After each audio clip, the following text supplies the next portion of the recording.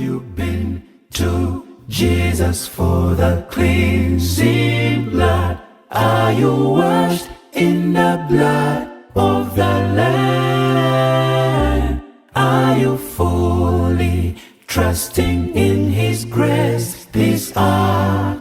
Are you washed in the blood of the Lamb? Oh, are you washed? Are you washed In the blood? in the blood, in the soul cleansing blood of the Lamb? Are your garments spotless? Are they white as snow? Are you washed in the blood of the Lamb? Oh, are you washed? Are you washed In the blood? in the blood, in the soul cleansing blood of the Lamb?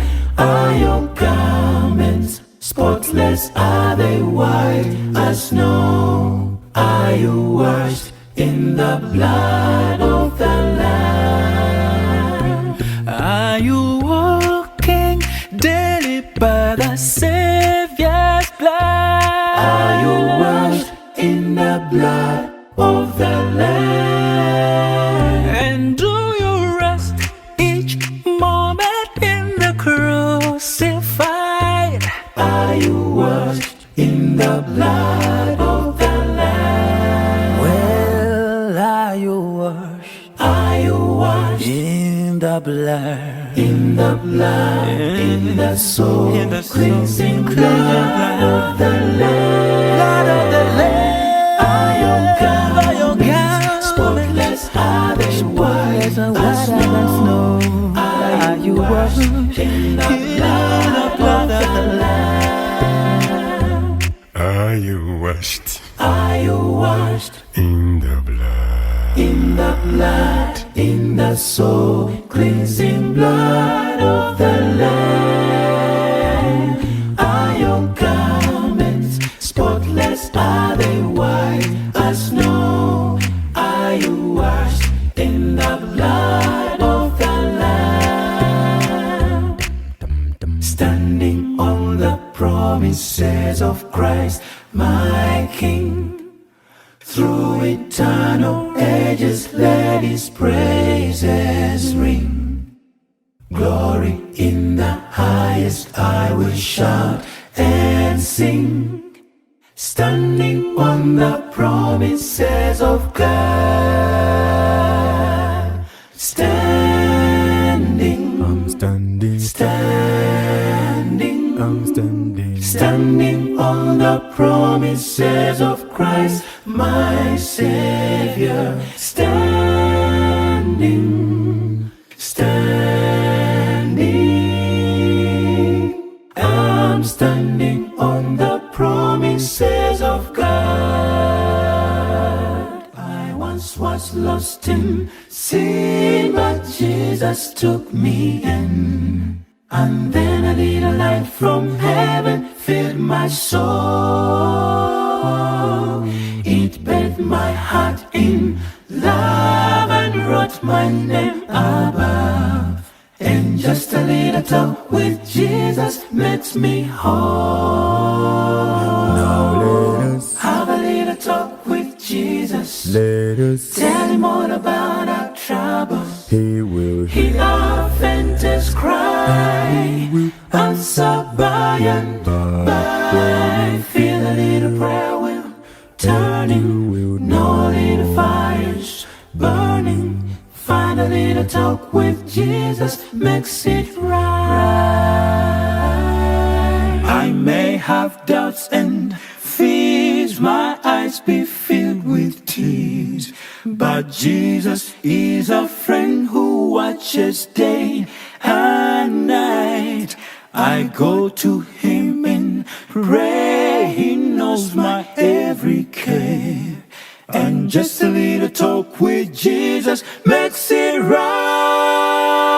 right. let us, Have a little talk with Jesus. let us. Tell Him all about our troubles. He will Hear our faintest cry, will answer by and by.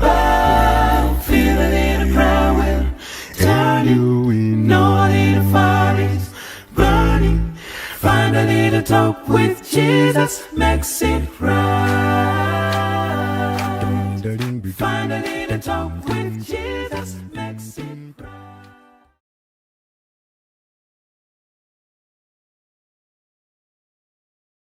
To be talking up this evening about something called trauma. Now, the word trauma has become somewhat of a fad recently. It's been spewed a lot on social media, etc. So this evening, we're going to take a deep dive into understanding what exactly trauma is, how it affects us, and how it can affect our relationships, etc. So we're going to start off with what I would call some of the more boring stuff. But we got to get through this introductory section so that we can get a working knowledge of what trauma is, so that we can understand the things that are to come. So what exactly is trauma? Trauma is referred to as a person's emotional response to a distressing experience. Now, everybody goes through trauma. Doesn't matter who you are, doesn't matter how perfect you think your life might have been, everybody goes through some sort of traumatic event. Unlike other hardships in life, traumatic events are sudden and can be unpredictable, and they involve a serious threat to life and feel beyond the person's control. So for today's program, today is my presentation, keep that in mind, the person's emotional response to a distressing experience. So what are some common causes of trauma? We have parental loss in childhood. So if you lose a parent at a very young age, that can be traumatic. Auto accidents, physical violence, we have sexual abuse or sexual assault, unexpected loss of a loved one. Hearing your parents or siblings frequently argue. Now, when we think of trauma, we tend to think of the more catastrophic or major issues. But here we see that hearing your parents or siblings frequently argue, that's something that can be traumatic. Being repeatedly yelled at, physical and or emotional abuse. Being shamed or blamed for being overly sensitive, and being bullied. So we're going to move on to the types of trauma, the different types of trauma. So let's investigate. First, we have acute trauma. Acute trauma is intense distress in the immediate aftermath of a one-time event with a short reaction. So when you think of acute trauma, we're thinking of something sudden, something that you react to quickly, is a short reaction. So for example, acute, what can cause acute trauma can be a car accident, physical or sexual assault, or sudden death. It's suddenness, it's short. Now, chronic trauma, on the other hand, arises from repeated or prolonged harmful events. As the name suggests, chronic, it means this is something that is going on over a lengthy period of time. So, for example, somebody might be bullied persistently, maybe for a school year or a couple of classes. Neglect. If you're a baby and your mother, your caretaker, they never came and attended to you. Even in young childhood ages, you were never appreciated or loved. Neglect is also another form of chronic trauma. There's also emotional and physical sexual abuse and domestic violence. So that is one traumatic event happening repeatedly over a continued amount of time. Next, we have complex trauma. Complex trauma experiencing repeated or multiple traumatic events from which there is no possibility of escape. So while chronic trauma might be one particular experience, complex trauma refers to when you're going through multiple traumatic events at the same time throughout the course of your life, right? Moving on. Next, we have secondary or vicarious trauma. Now, this is a very interesting form of trauma. Persons who are affected by this trauma include persons in the professions that respond to, let's say, fires and those like emergency medical situations. So these persons are not going through the I could say the prime traumatic event, but they are an observer. So another example besides, let's say, a law enforcement professional or medic could be a child in a home. A child in a home could be witnessing their parents argue all the time, or they could be witnessing siblings arguing all the time. Now, one might think that they are not affected by this because they are not the ones that are arguing. But secondary or vicarious trauma shows us that just by being in the presence of this abusive relationship, that it can have an effect on them. Over time, these individuals are at risk for compassion fatigue. They avoid investing emotionally in other people in an attempt to protect themselves from experiencing distress. So these persons would be like, you know what, I don't really want to get attached to anybody because I'm going to develop an emotional attachment to you. And if anything happens to you, that's going to put me in a place of distress and discomfort. And I don't want that to happen. So I am going to just stay away or keep away from you.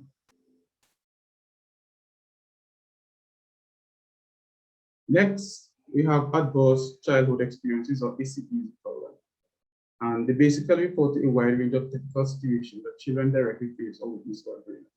So this is specific to children. ACEs are a very common type of trauma also. So what are some of the effects of persons who may be going through a traumatic experience? Let's explore.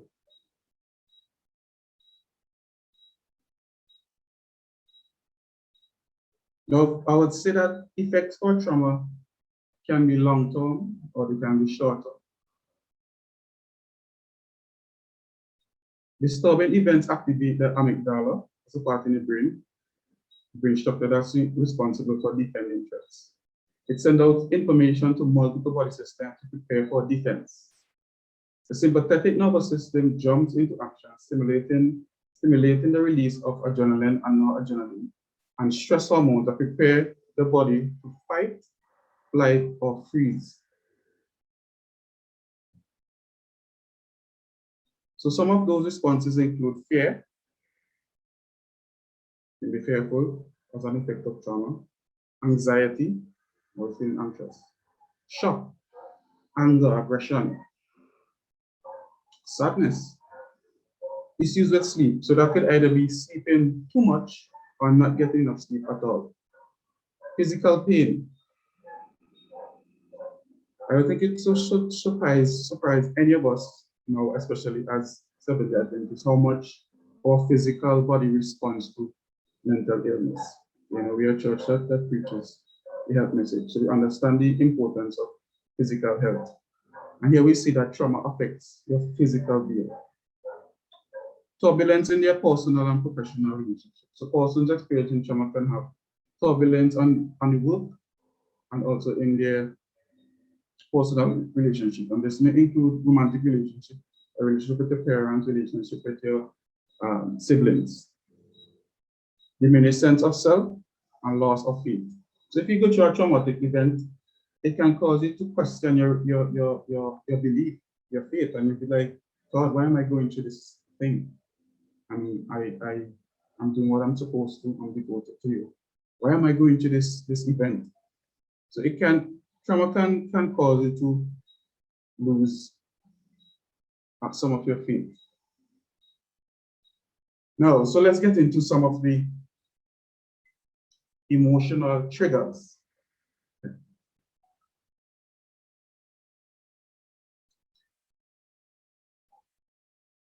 What are emotional triggers? Let's find out. Emotional triggers are super-reactive places inside you that become activated by someone else's behavior or comments. Let me read that again so it can sink in.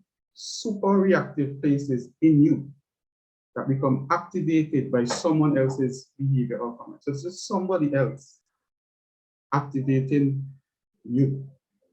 When triggered, you may either withdraw emotionally or simply feel hurt or angry or respond in an aggressive way. Or you will probably do something that you later regret. Your reaction is so intense because you're defending against a painful feeling that has resurfaced. And we'll talk about more about resurfacing and painful feelings. So for example, if you have a coworker that tells you, you're not smart enough to apply for that new job, or a relative might tell you, you're too old to find a spouse, you become triggered, you get upset, you begin to doubt yourself, and you start to feel inferior. Am I really smart enough to apply for this job? Am I really too old to find a spouse? Is this true?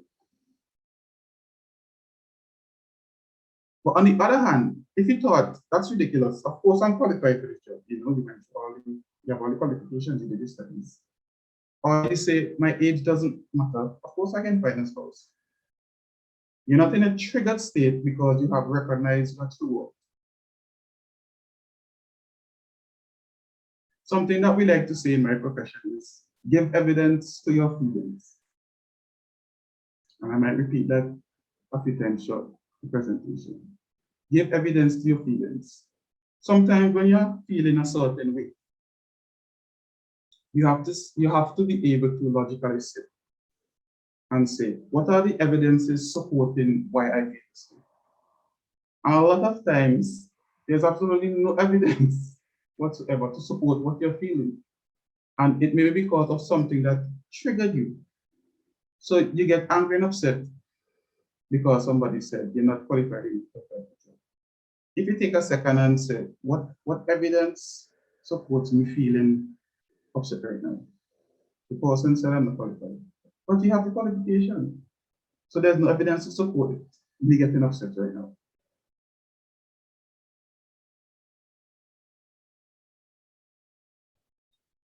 Your emotional triggers are wounds that need to heal. These beliefs are based on fears. They are not reality. Now, being triggered is not something you want to be frequently experiencing. It can be very exhausting. It's painful, especially for highly sensitive people.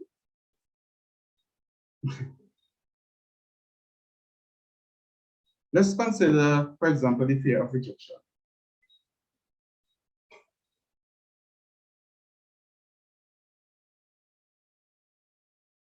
It's often said that women especially, they don't like to shoot a shot, as it were, in terms of relationship. And it's often said it's because of a fear of rejection. Now, what could have happened is that once in their life, a young lady might have shoot the shot, as we call it, towards a young man, and she gets shut down, she gets rejected. And that rejection is accompanied with a feeling. So what triggering does, it says, listen, I don't want to be rejected anymore because I don't like this feeling. But if you consider the reality is you can shoot your shot again and possibly not get rejected. But because you have a fear of being rejected, you stay away. So sometimes you need to inform your reality and not base it upon something that happened in the past. Let's move on.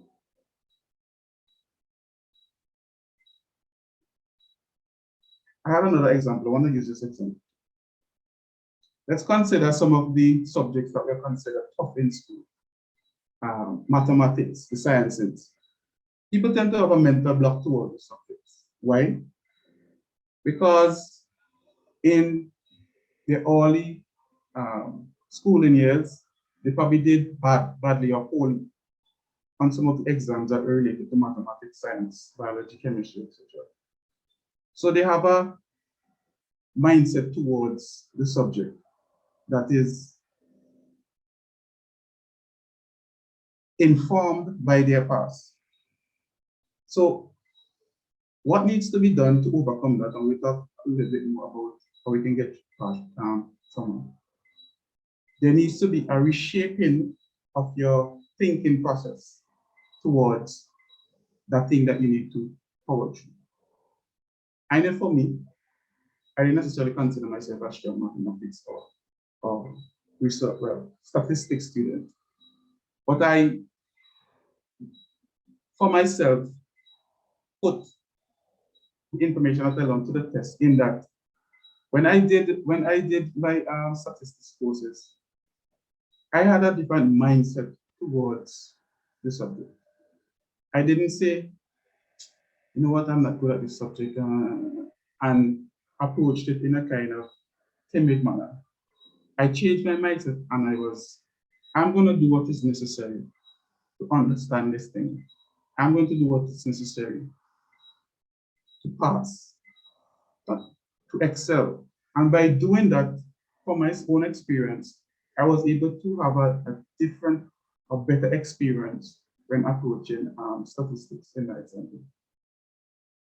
To heal emotional triggers, begin to compassionately examine and shift any belief that you've carried around from your family or society, such as, I am not smart enough or I am too sensitive. When you heal the initial trauma or false belief, you set yourself emotionally free. Then you won't become so easily triggered or drained. So now we're going into some steps, 5 steps to be exact, on how we can heal from our emotional triggers.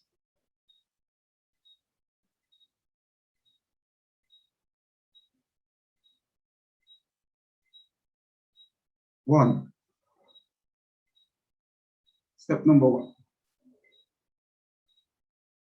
Be aware. In your journal, identify your top 3 emotional triggers which cause you to be most upset and thrown off balance. For instance, someone criticizes your weight or your appearance, or the fact that you don't earn a certain level of income. Perhaps you feel unlovable and undeserving of a healthy relationship. Write down to clarify the aspects of yourself that you need to heal. So you have to be aware. Step number 2. Track the trigger's origin. Journal about where these triggers originated. So when you have identified or become aware of your emotional trigger, you need to go and search within yourself, search your history and see, where did this trigger originate? For example, did your parents say to you, you're too fat, you're unattractive? Did a teacher tell you that you didn't have what it takes to succeed in school? I used an example just now about a particular subject. Did a teacher, somebody told you that you don't have the smarts to succeed in that particular subject? Or were you neglected by your family? So you grow up feeling unlovable. Knowing where your triggers come from allows you to know yourself better. So step 1, be aware. Step 2, track. Step number 3, reprogram negative beliefs. Start with one trigger. Sorry, Colville, I see someone has their hand up. Can they say something? Is it a comment?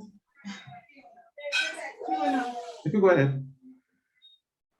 Hi, yeah, Colville, thanks. No, it's a question. Andre, I think yeah. you can go ahead. Yeah, I'm speaking. You're not hearing me? I'm hearing. Okay, right, great.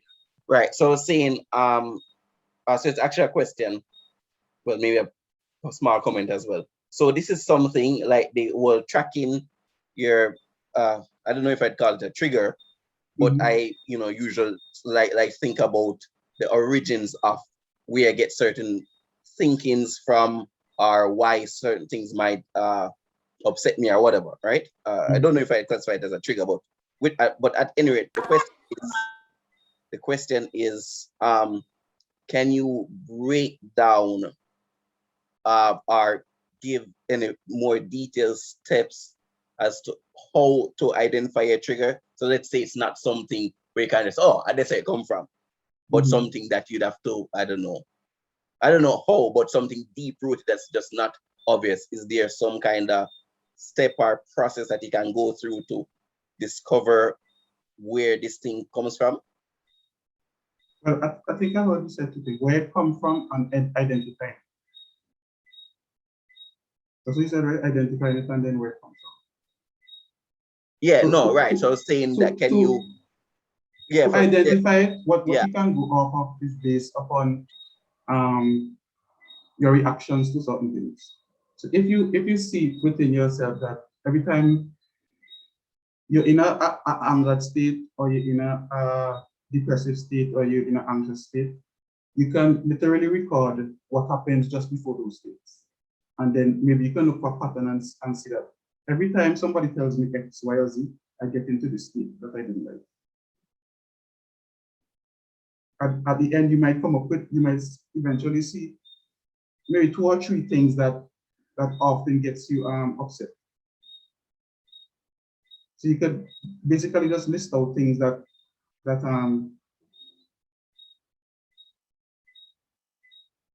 list out experiences, I should say, that just before you get upset, and then you can look for a pattern. In terms of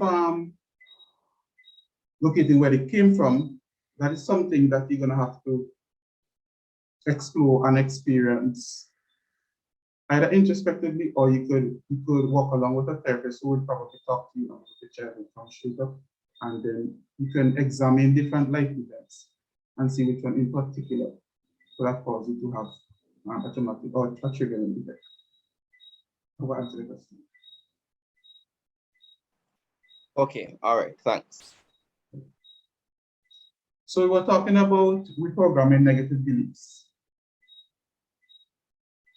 Start with one trigger that has the least emotional charge and begin to compassionately reprogram it. So you tell yourself, this is not reality. What's actually true is, I am lovable, capable, and I am smart. Substitute the negative belief with a positive, more realistic one. Again, I repeat, give evidence to your feeling.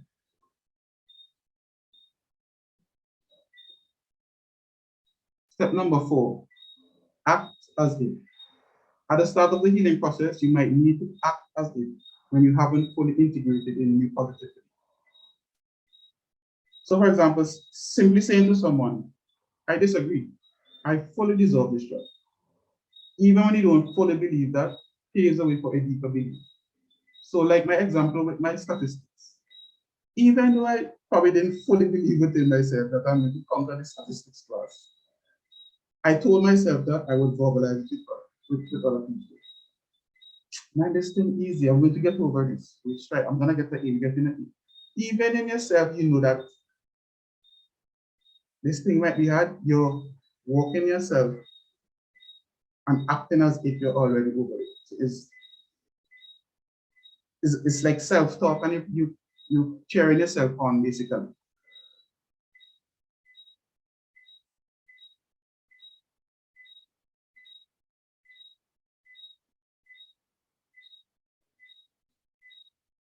All right, so my last step is walk with a therapist or coach. I think I give this example just now from the question. It is often useful to seek guidance to help you find the root of the trigger and process the feeling involved or feelings involved.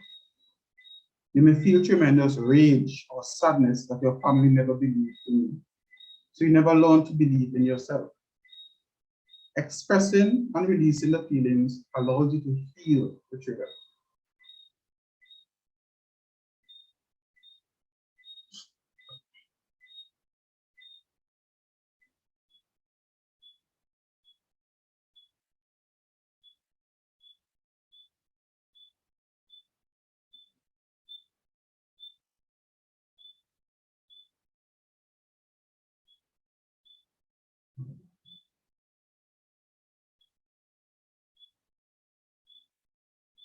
Right.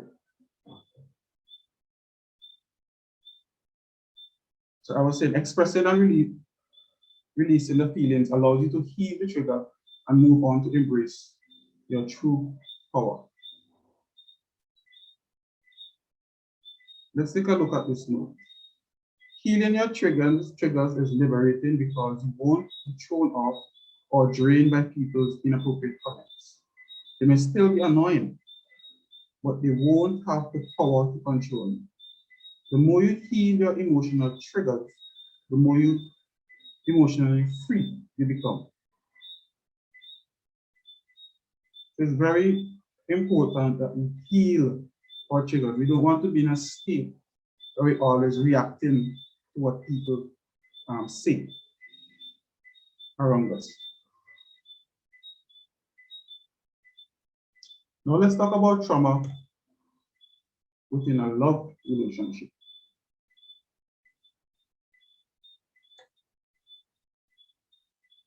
Both genders are susceptible to emotional abuse, particularly within intimate relationships.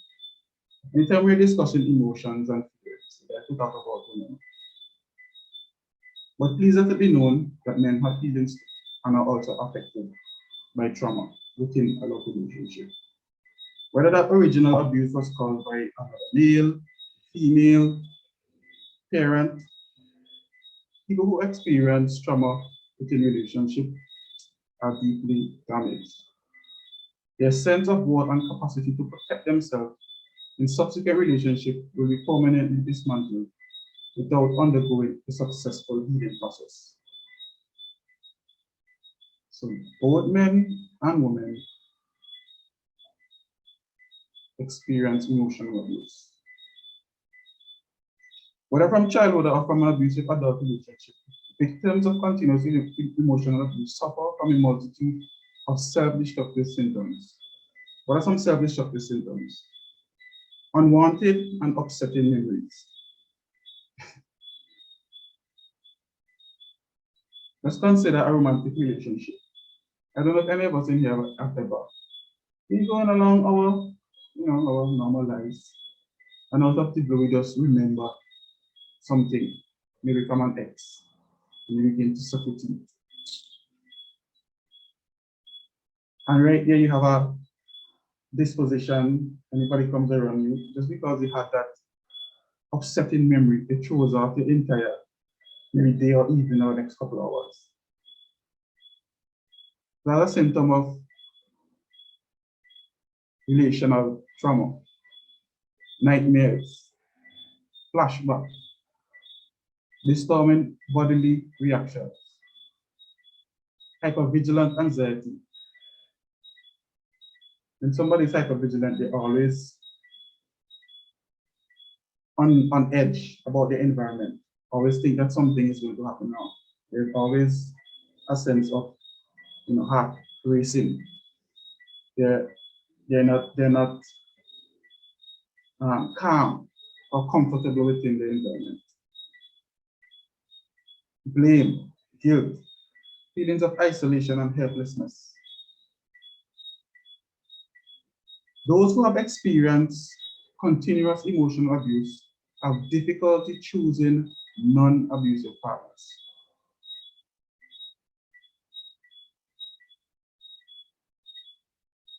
Somebody wondering what? Maybe you never heard this before. Those who have experienced continuous emotional abuse have difficulty choosing non-abusive partners. Their prior anguishing interaction made them suspicious that any loving partner could ever treat them with respect and kindness. Believing that there cannot be anything better for them, they may continue to choose the same kind of partnership again. People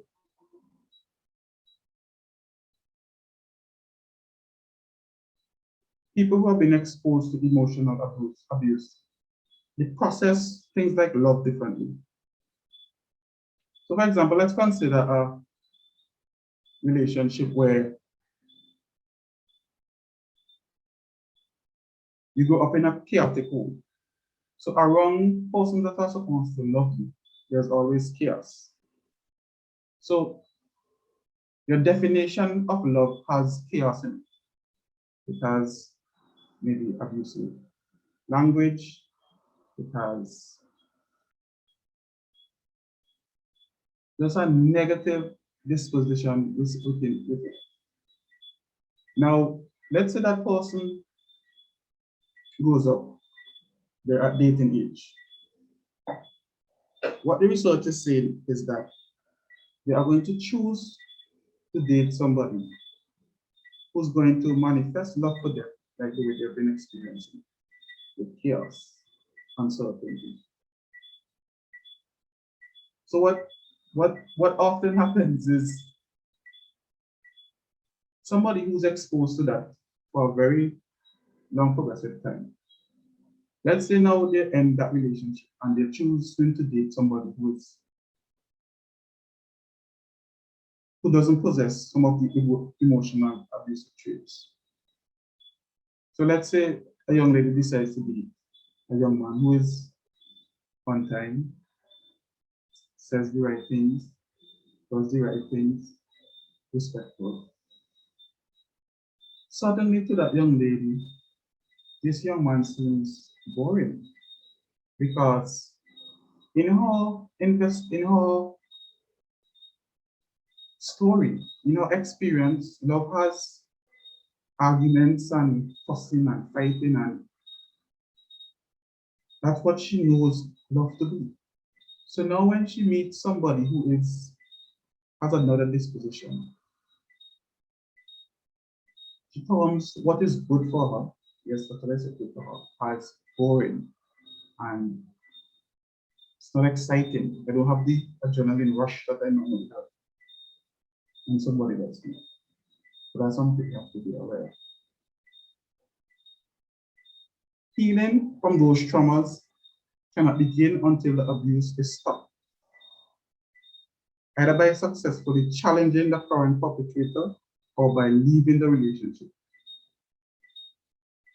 Many victims have been brainwashed that they are and are too frightened to challenge a partner and do not see a way of escape.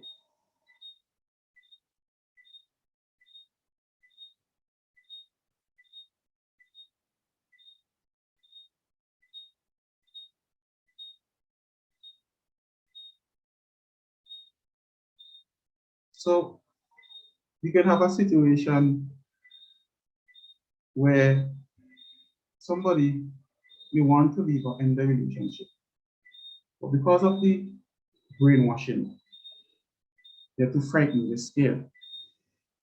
They don't want to challenge the partner. They don't want to cause more problems.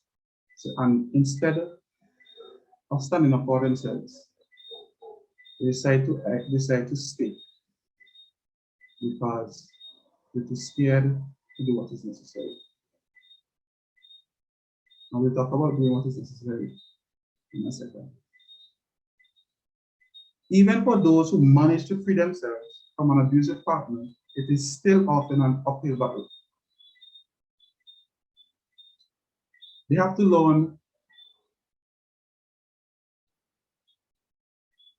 to choose a better partner for the future, and they also have to maintain boundaries to protect themselves.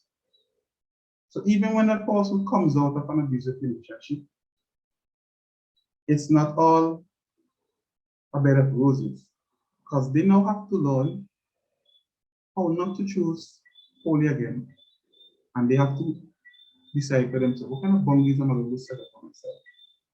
And that might sound easy to some persons, but that might be very difficult for persons who suffer from abuse within a relationship. Many victims of chronically abusive relationships tend to be attracted to partners who are potential abusers.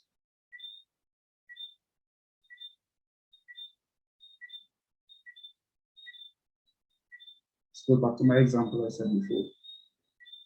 You're attracted to what you know or think love to be. These persons see positive aspects of their partner and may be blind to the red flags that may signal that they're about to make another mistake. Once in the relationship, they may still ignore the signs of abuse, wanting desperately to believe that they will outweigh, or they will be outweighed, by the goodness of the partner. So somebody might rationalize, yeah, they might verbally abuse me, but at least they pay the bills. So a man might say, she doesn't respect me, but she's kind of pretty. I like having her around. So the red flags are there, but you choose to ignore them, or you choose to rationalize them and say, well, it's not all that bad. So they might think.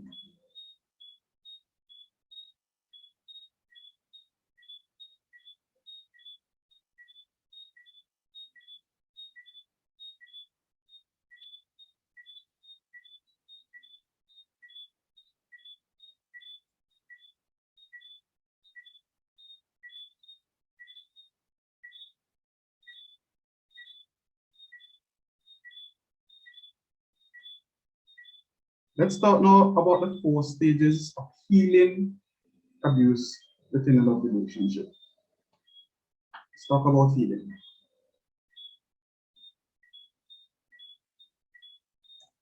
Stage number 1, acknowledging the abuse within self and between partners. Only when prior trauma is openly acknowledged to self and the partner can the healing process begin. The remembering the past experiences can be deeply painful, knowing that their partners are able to hear them and what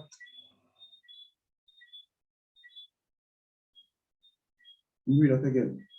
The remembering past experiences can be deeply painful, knowing that their partners are able to hear them and keep them safe in the process eliminates the injustice of what has happened to them. So in stage 1, it's all about acknowledgement and self-awareness. There's a great amount of introspection that has to take place. And introspection is basically looking within yourself and investigating yourself. When you have identified or acknowledged what the abuse is, you have to be in a state where you can speak up to your partner so that your partner knows what traumatic events are affecting you. So first, you sort it in yourself. You find out what it is. You must be in a place where you can talk it over with your partner. In the process of opening up old wounds, the abuse victim often feels the emotions he or she experienced at the time of the original abuse. So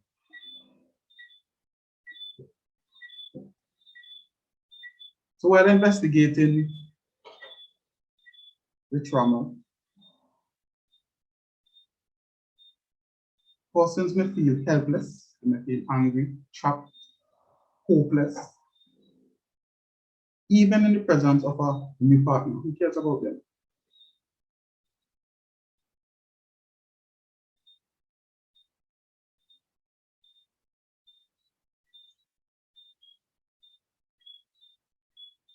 As negative feelings emerge, victims might even project their prior abuser on their new partner as a potential abuser, even when he or she has not behaved that way. So this is something we hear often and all the time.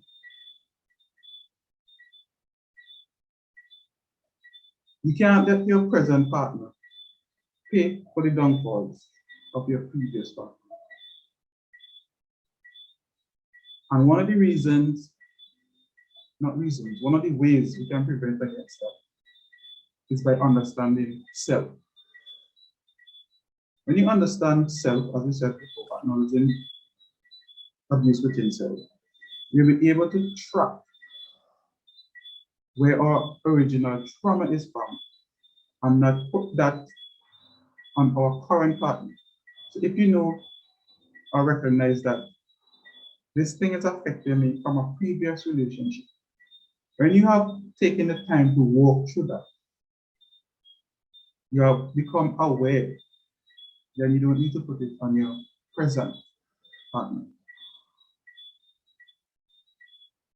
It is critically important that the partner committed to helping the past abuse victim must not take those expressions personally and self-centered and non-defensive.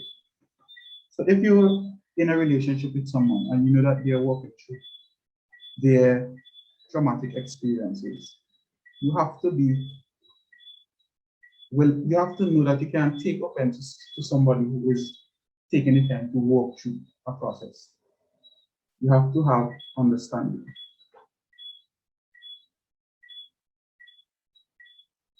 Step 2. Colville, can I ask a quick question? Sure. I was wondering, in stage 1, you were saying that, okay, there was abuse maybe in from a past relationship. You're saying that ideally, no, you need to share that with your new partner or prospect. No, you might not need to share an entire experience, as in verbatim everything that happened. But it would be in your best interest to say at least, when you do this, it makes me feel this way because of an experience that I went through.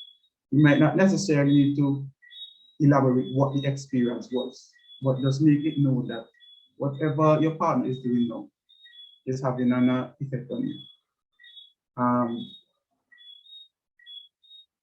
I'm going to assume you said that because, let's say, for example, you're in a new dating relationship.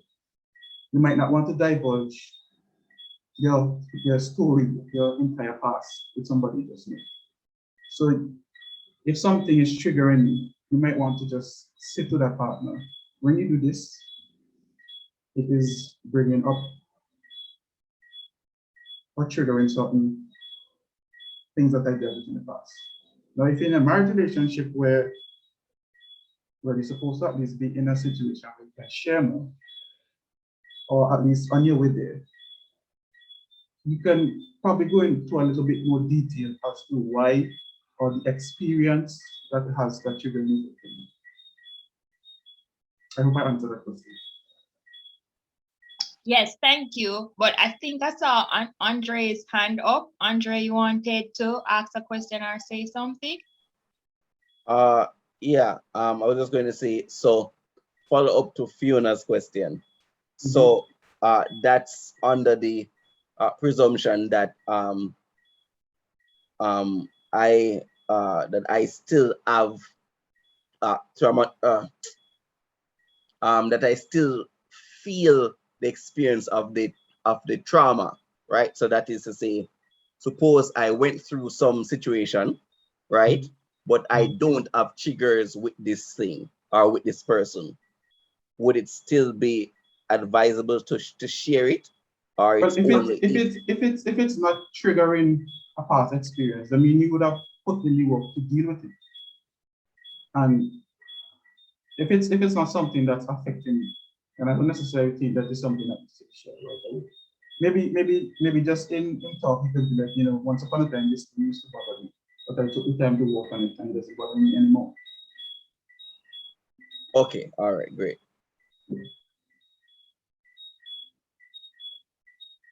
Now, where was I?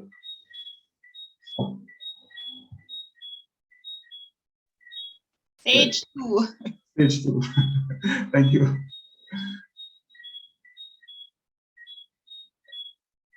Stage 2. Stage 2 is the make it or break it challenging phase.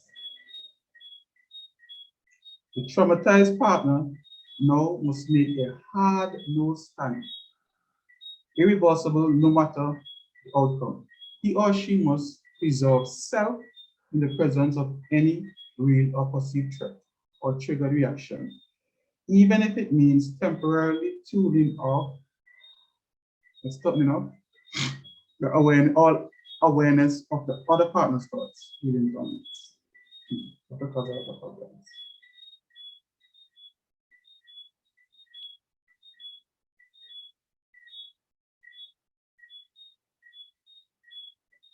This necessary stance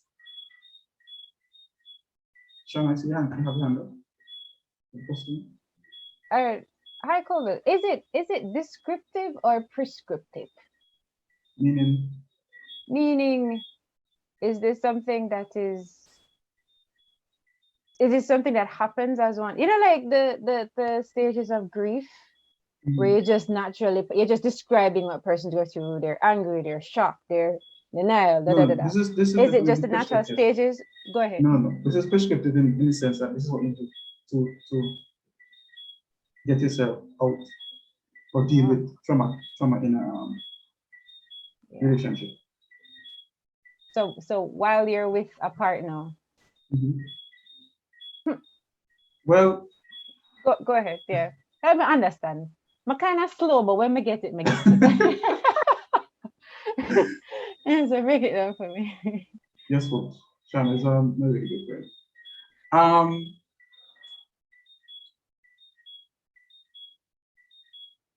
Best case scenario is probably for persons to do these things on their own when they're by themselves. You know, I'm talking this evening is a singles ministries program.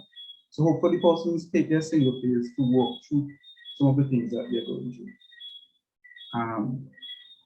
Identify things that trigger you so that it puts you in a better position for the next relationship.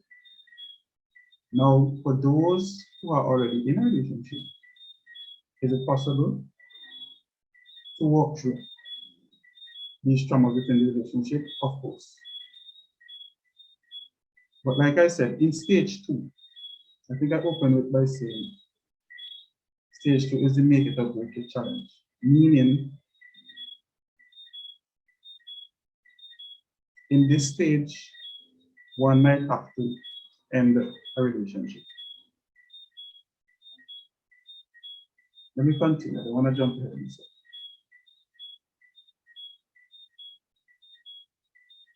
So we're talking about the necessary stance of being hard nosed and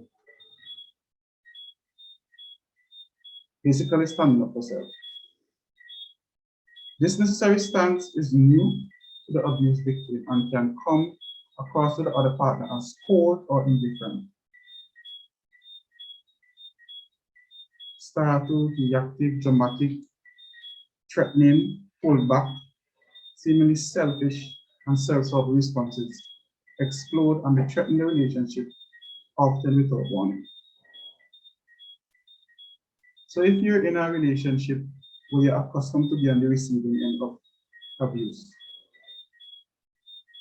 and you come today, Saturday evening, listening to Colville talk about abuse, and you say, stage 2, I'm going to be determined to save my relationship, save my own self from all these triggers and traumas.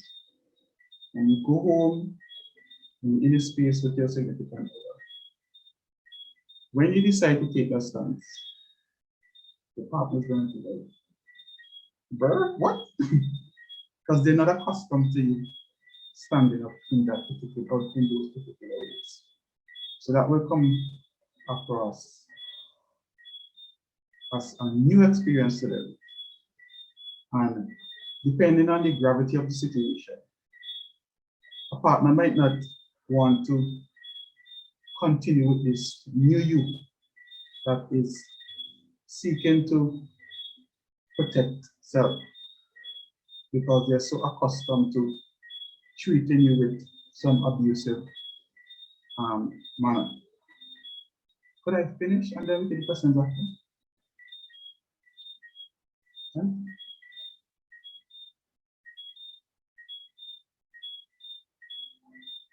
These determinations are not easy for an abuse victim to hold.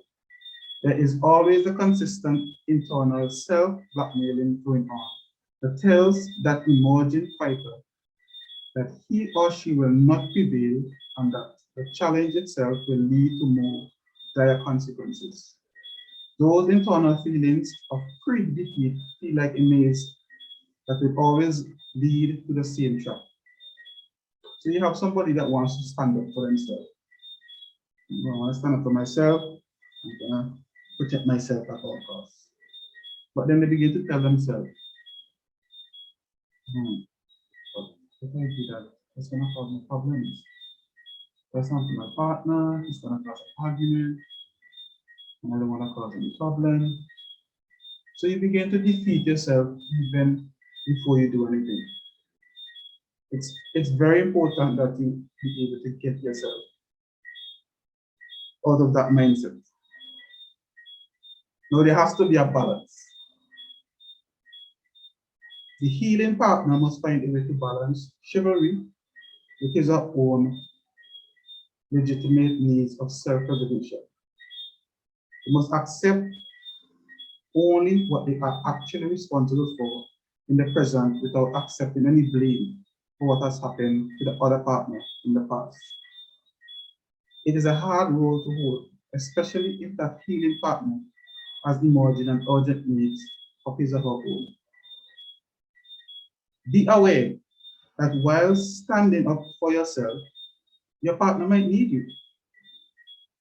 I mean, after all, you are in a relationship to serve.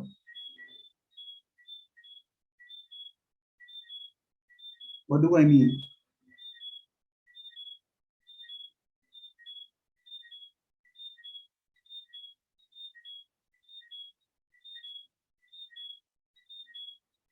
Consider this statement.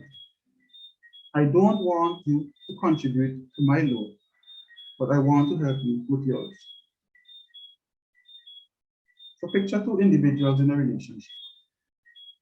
I have my bag of traumas, she has hers.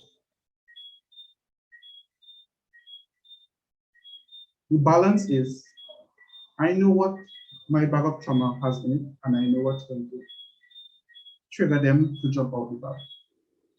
In my position of dealing with them and saying I'm standing out for myself, I do not want you to do anything or say anything to make one of my traumatic experience jump out of my back, my load. Even though I'm doing that, I am your partner, so I can still say, even though I don't want you to activate my back, I want to help you with yours. So it's an issue of don't add to my burden, but I'm willing to help you with yours. You know, after all, you are in a relationship, so it's not, you can't be thinking just about self in a relationship. This is why I said it needs a balance. So even with you standing up for yourself, there needs to be a balance of you serving also.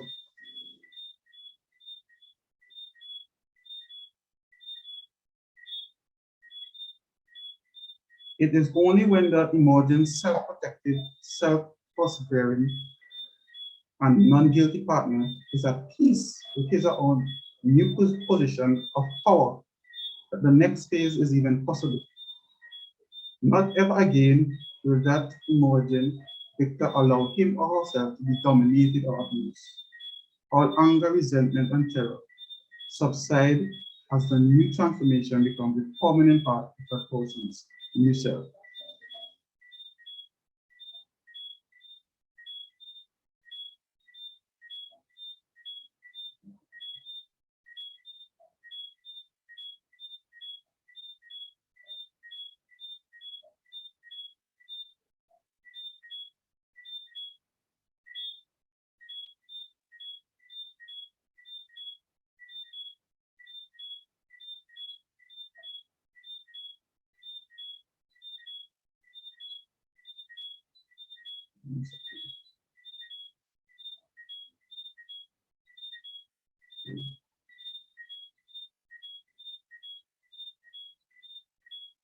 So technical glitch. There we go. This is the stage that is most likely to result in a breakup of the relationship. And we said that before. It takes a deeply chivalrous, confident, and supportive partner not to take this stage personally and push back with his or her own needs. The battle then for the prior victim becomes internal. Does he or she give up the heroic stance of take care of self at any cost or suffocate to the demands of the other? So in this stage, the person has to make a decision. Am I going to take care of myself and stand up to protect me? Or do I continue subjecting myself to abuse? Let's move on to stage 3. Powerful compassion. Those who have unbound themselves from tyranny feel the newness of the power over their own lives.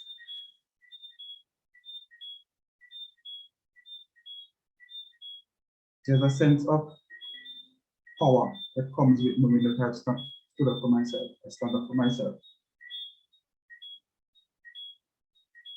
So even though there's a newness of power, we can also feel compassion, both towards themselves and other abuse victims, including their current partner who may have been the recipient of their self-serving indifference during their healing process. So with this power, to develop a sense of compassion for yourself and for your partner. If your partner had to deal with you navigating through your traumatic experience, learning about them, you can be compassionate towards that partner because of this new you that had to be developed during that period.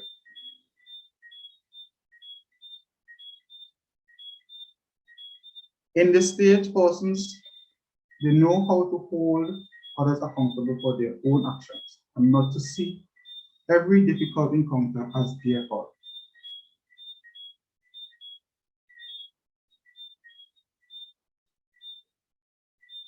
When you learn to be accountable to self, when you learn to take responsibility for the way you react to your triggering events, you now hold persons accountable for their actions. It's amazing how that works. You learn how to do it for yourself. And because of this new power that you have in understanding self, you're able to say, you need to be held accountable for your actions because you have within yourself held yourself accountable for yours. They are more able to recognize trauma in others and not feel responsible to fix them at their own expense. They also know they must be very watchful for their own internalized abuser that has driven their behaviors for so long. So even within stage 3, you have to be on guard. Because even though you might have walked through the process and you know in a place where you can stand up for yourself and there's a sense of power, you have to be on guard because just out of the blue, these triggers can come back. But the thing about it is you can stop and logically think through when those triggers come back. And because you would have put in the work, just like muscle memory, you can remember the course of action that you took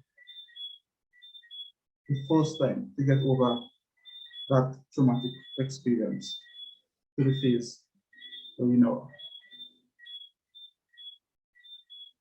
Continuing stage 3, when they do encounter another who activates all responses, their false response is no longer to feel cornered, but instead to actively investigate what may lie behind that person's motivations and agendas. Now feeling the master of their own fates, they are in a position to choose with whom, how, when, and why they will open to love. They have learned what triggers their past anguish, how to recognize it when it happens, and how to replace their old reactions with new strength. They know what they need, what they will not abide by, and what they are able to offer in ways only those who have triumphed over trauma can.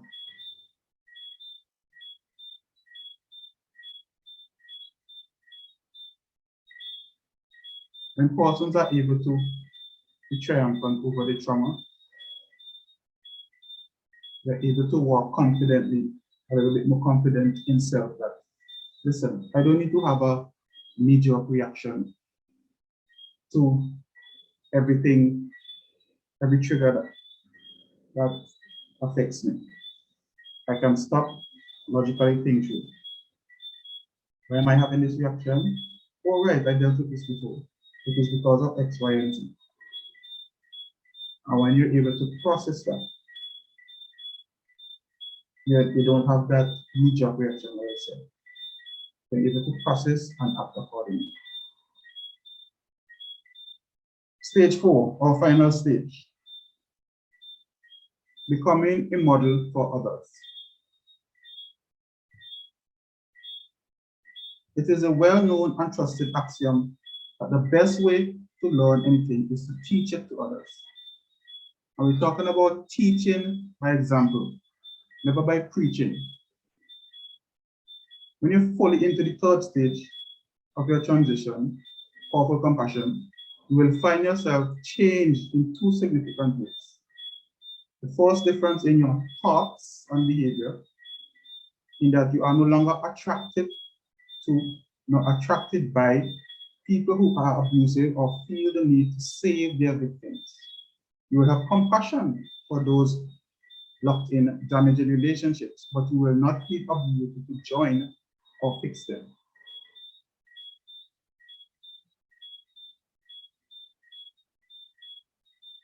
People who now surround you will treat you with a new attitude of respect.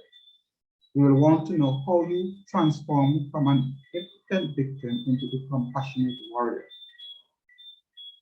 And that's when you'll be able to tell them, you acknowledge, you walk through, and then you broke free of the bonds of the abuser-victim interaction. And that you are now committed to being a model for others who ask for help. Once again, you acknowledge your traumas, you walk through them, and then you broke free of that abuser-victim interaction. And now you have committed yourself to modeling it for others who ask for help. The internal strength of having overcome despair makes all new challenges feel less threatening. It is as if the abuse you endured formed the basis of a freedom you have achieved, never again to be experienced in the same way. So the final thing I'd like to say in my presentation this evening is, we as Christians have an advantage. Hashtag the God factor. With everything that I've said this evening, as Christians, we don't need to rely on self to get you any of the steps that I spoke about this evening. We have our Lord and Savior Jesus Christ, who is able to help us through any situation or through all the steps that we need to get through to get over our trauma. Ladies and gentlemen, I thank you very much. I believe there are probably some more questions.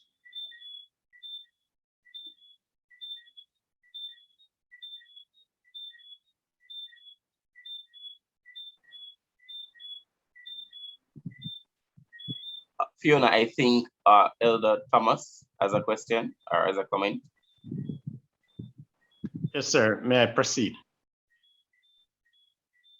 Yes, does the level of relationship and commitment that you have with the person, should that be what you use to determine what you expose and what you reveal about yourself? Not having that commitment like in a marriage relationship. You go ahead because you're a friend with the person with expectation, and then that relationship is broken. You leave information, personal information about yourself with that person and move on.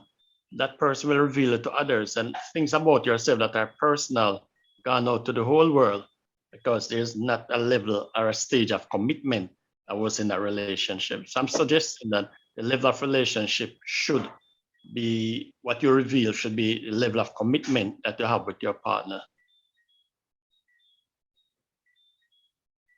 Well, I That's it. totally agree with what you said, and I think you mentioned before that you can relate that you're having a triggering experience without stating all the ins and outs of a previous experience. So I think I said before, you can say, this is affecting me, and this is response that occurs when it affects me. And it is because of this experience that I have when I was 13 years old. You do not need to divulge the experience that happened when you were 13.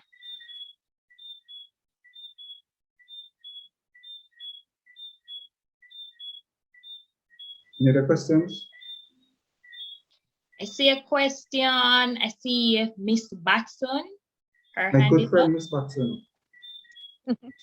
Hi, good evening, everyone.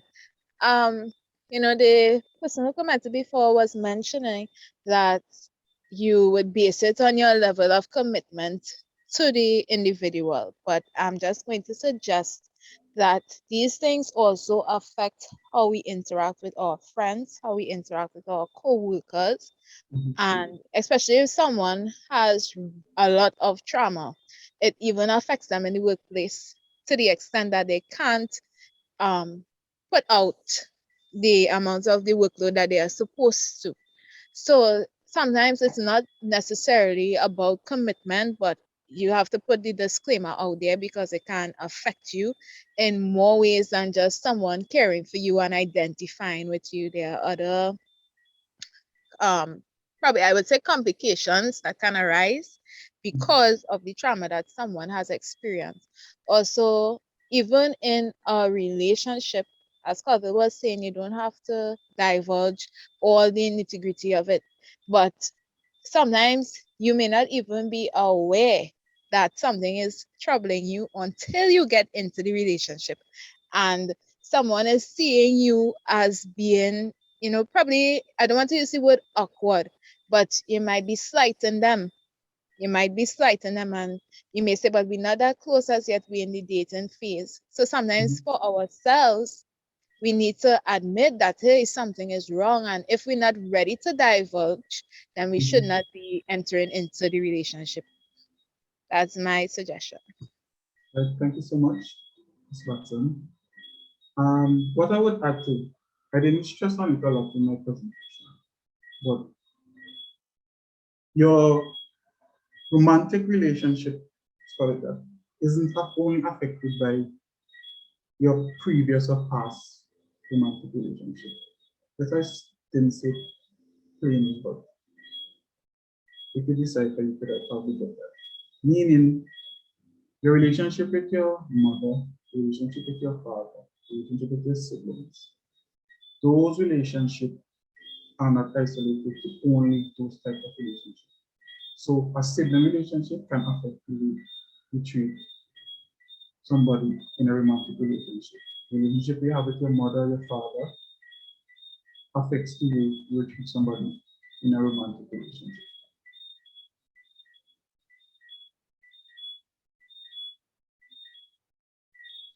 I think I see Dominique. Right.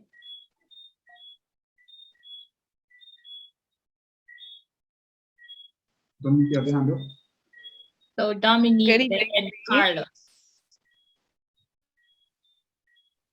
Good evening, everyone. Well, Sabbath is one defense. But happy Sabbath nonetheless. I have a question in terms of like trauma, right? When you speak of trauma, most times like we would think it's some grand experience that occurred. But I want to know like platonic relationships or love relationships. Like how would you, what is it would detect trauma or know this is traumatic? So for example, the person mentioned before that sometimes it's only in this situation or during an encounter that you realize this happened, or persons may enter a relationship, leave, and they wouldn't think it was a traumatic experience until they encounter somebody and realize, well, wait, I went through this. So how do you even understand or go through the process of knowing, well, okay, this is traumatic or this is abuse in that case?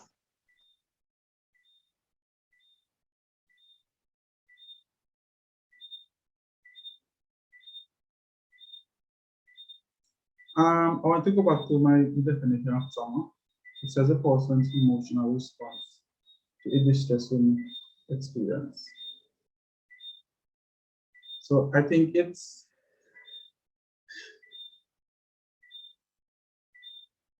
whatever distressing experience you have, I think you need to investigate it and think it through. And it's only after thinking it through and investigating, doing the introspection of the origins of the current traumatic feeling, the current emotional response, then only can you be able to decipher that, this is a traumatic experience. So you have to investigate whatever feeling you're experiencing at the time. And one of the ways to identify that it's traumatic, as I said before, is if you get the same sort of response for a similar trigger. So if something's similar and you might not be aware of it, I think this is what you're asking. So you have to, there's a sense of you put in work in trying to identify what it is exactly that triggers you. So it's on your part to say, when X happens, Y happens. So I need to find out what are the different things that or different statements or situation that helps to bring about an emotional response. Just want to say something here. One of my colleagues messaged me privately, just showing how to explore origins. Thank you so much for highlighting these tips. She has 5 here. 1, talk to family about history. 2, visit the home you grew up in, which may reveal repressed memories. 3, think about childhood and significant moments. 4, think about how you felt and how this influence your current experiences. Seek guidance from a therapist.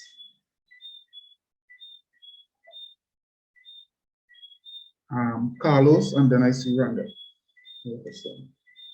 Yes. Which is worse? Your experience being traumatized, seeking help from a person you thought would have helped you, or keeping the trauma to yourself and living with it. Because by sharing with somebody who you expect to be able to help you and you don't get the expected help, you can live more traumatized. Is it better not to expose, not to explain, not to seek help? But if you live with it, then it can be also traumatic. So which is worse?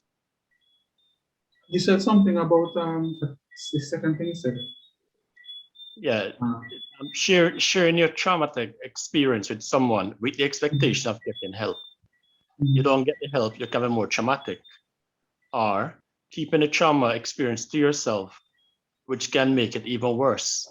So I'm just thinking, which is worse, sharing not getting help or keeping it and remain traumatized?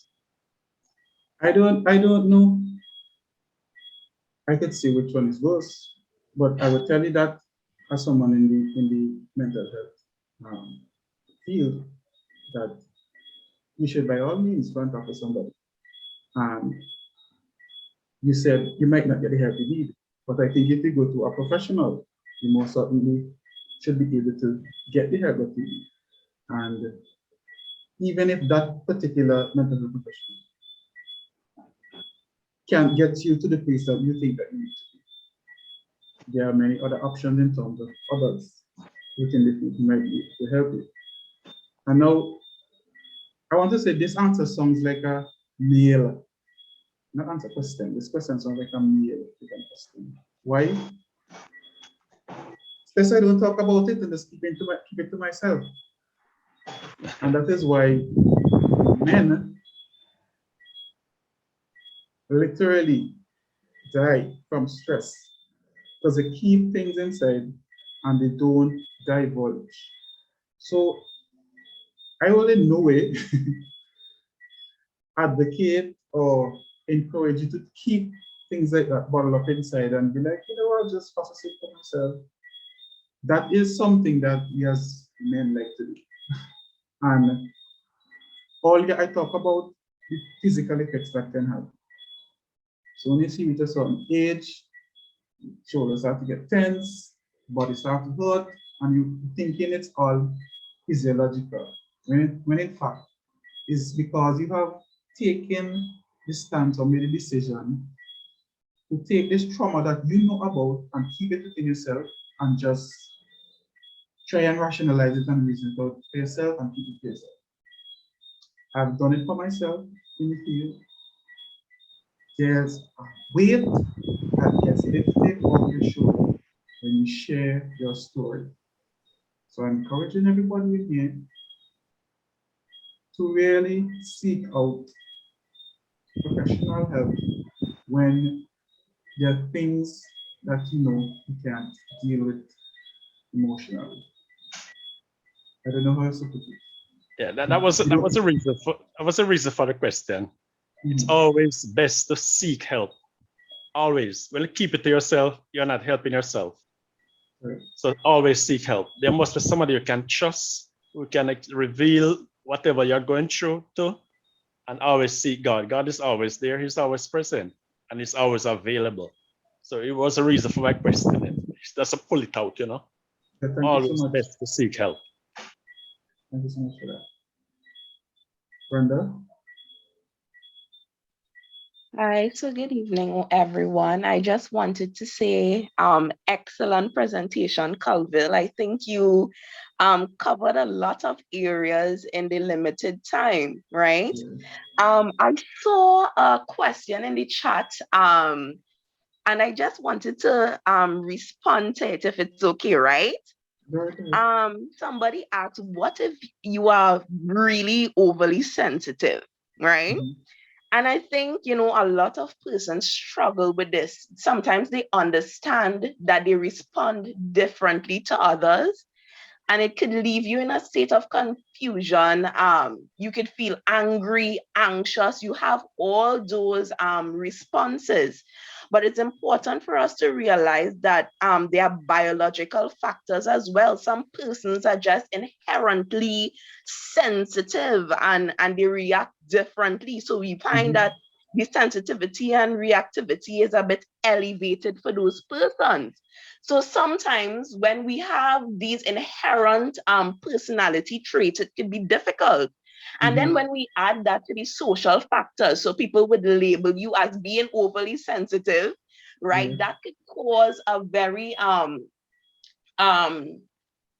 traumatic response for you, because you understand, you know, you are feeling this thing. This is not something that you're making up, right? And when you have people labeling you as somebody who's angry, you're just an angry Black woman, or this guy is just, you know, he just likes to argue, or he's just overly dramatic, you know, it could cause a sense of, you know, confusion, a lack of belonging, etc. So it's important, you know, sometimes as Christians, we feel as though, you know, just pray it away, right? But there are times when we would need professional help. And I am a firm believer that God can do anything and he can work through anybody, right? So seeking professional help might be very important, where you would learn the emotional regulation skills, because this is something that you might have to live with forever. Right? And it's not a death sentence. Once you develop these skills, you know, the relaxation techniques, you know, mindfulness, etc. And I'm not talking about mindfulness in terms of, you know, meditation and what social media is projecting right now. I'm just talking about being aware of your feelings, your emotions, and accepting those, you know. And you can learn these social skills that you need. When you are overly upset, how can you communicate? And, you know, just the emotional tolerance, all those techniques can be learned through therapy. So sometimes you really have to reach out, you know, and to somebody who is professional. Yes, we can get advice from friends and family, but someone who would have, you know, spent some time understanding the brain and all of these things could really be helpful. So some people are just naturally a bit sensitive, but you can learn these skills to really navigate life's challenges, even though this might be some of your personality traits. Yeah. So I just Yes. wanted to add that. Thank you so much, Rhonda, for adding that. And just to add on some more to what Rhonda said. When I was doing some research for this presentation, one of the tips, I didn't put it in presentation, one of the tips I saw presented from one of the doctors that wrote it was that to really overcome trauma, you have to be you, be confident in being you. So when you talk about being overly sensitive, I often say that when persons get their personality trait described, sometimes they think it's a negative and they need to change. Meaning, you tell somebody they're oversensitive or they understand that they're an oversensitive person, they think that they need to be less sensitive. No, if you're an oversensitive person, be oversensitive, but know how to manage the oversensitivity. The same like you tell an introvert, you're an introvert. You realize you're an introvert. It's as if the introvert says, boy, I'm an introvert, I need to be more extrovert. No, if you're an introvert, be an introvert. Be authentically you, but you have to know how to manage you. And it's something I see all the time. When we describe a personality trait, people often think that it's for them to change or become something else. No, if you're an oversensitive person, learn how to manage your oversensitivity. You can manage your oversensitivity and know not to react to certain things. If you're introverted, you could know how not to react or how you want to react to certain things. Know how you are. Do that introspection and understand self. I see Dominique has another question. Yeah, so I see Rhonda and Colville, sorry, putting in the plug there for professional help, right? And I want to ask the question because like here in the presentation is really good pointers and persons may not be able on their own to go through these steps or even realize how they would have been affected in a relationship or even prior. So I'm asking, how do you all bring the conversation of or that understanding of the importance of professional help, especially counseling for self-improvement and self-growth, when we have the norm or the custom of, well, God is good and take it in God and pray and pray and fast for a week or whatever the case may be. How do we then incorporate or bring in the conversation of the need of professional help, given that the reality is some persons who have the rationality or even the logic to even go through these steps by themselves or even realize on their own? But I think for one, having programs like the ones we're having now, the persons within the field could or should add to the cause of wanting persons to seek professional help. I am a counselor within the Christian realm, so I don't ever for a second negate or underscore the amount of power that God has in somebody's life to help them to overcome things. But he also gave us the brain with the intelligence and the research to help us to be able to navigate also. So I think having forums like this one that we're having right now and persons within the cultural space right now that are listening, they can be able to plant a seed wherever they are. When you see a friend going through a certain situation, a parent, a loved one, yes, tell them to pray, but also tell them that, there are people who study this thing that can help you navigate what you're going through. And by doing so, we can foster a space where, mental health becomes a norm. And for persons like myself in the field, I'm grateful that a lot of celebrities now advocates for it and they're making it normal. So I think we're headed in the right direction when it comes to persons feeling more comfortable taking professional help. Mr. Scrabble. Yes, good evening. Excellent presentation. I joined late, but when I saw it, I said I have to come and support my partner. No, I just want to add as well, from the pastoral capacity, the need for the professional help. I'm not so much emphasizing on trauma, but just addressing the stigmatism that is applied or sometimes perceived by persons receiving counseling. There's a particular case I had because as I'm stationed in Barbuda, there's sometimes very limited resources here. So, in as much as I don't claim to be a professional on the area, there is sometimes a need to just, provide whatever assistance one can.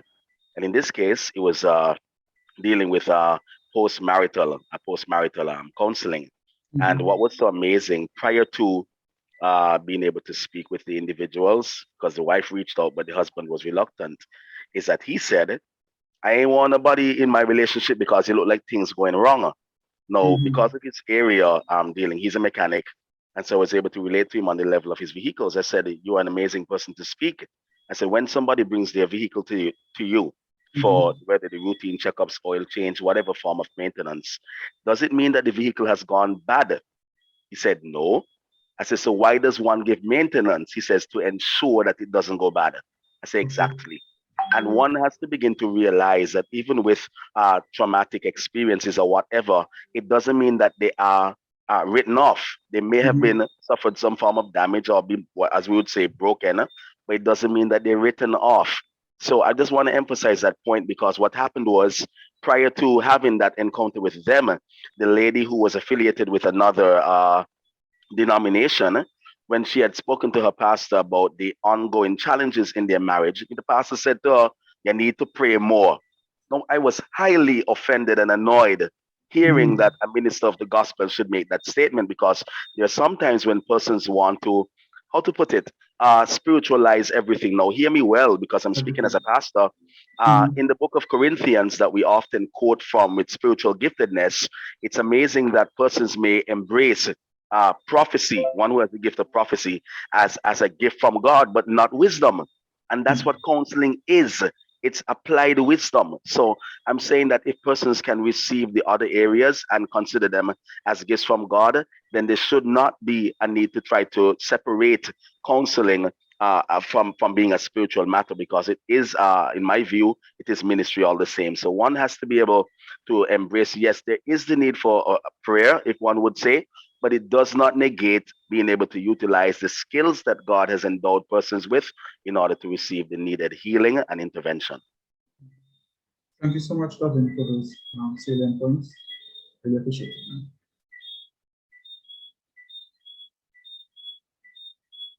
Fiona, I don't know how much time I have left.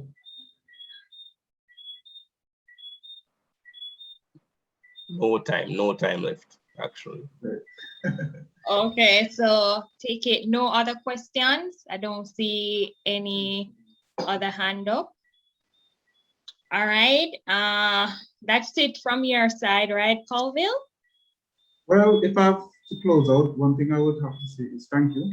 Thank you to Shanna for making the recommendation for me to be a part of this evening's program. And thank you to you, Fiona. And happy birthday as well, Fiona. So thank you so much, Johnson Tom, for having me today. I really appreciate it. And I hope that you guys will have me back for the presentations.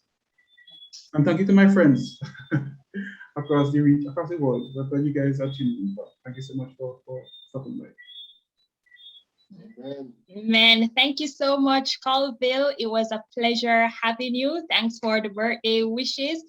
Thanks again for your wonderful presentation on such a relevant topic, something I think, if not all, most of us can relate to our lives.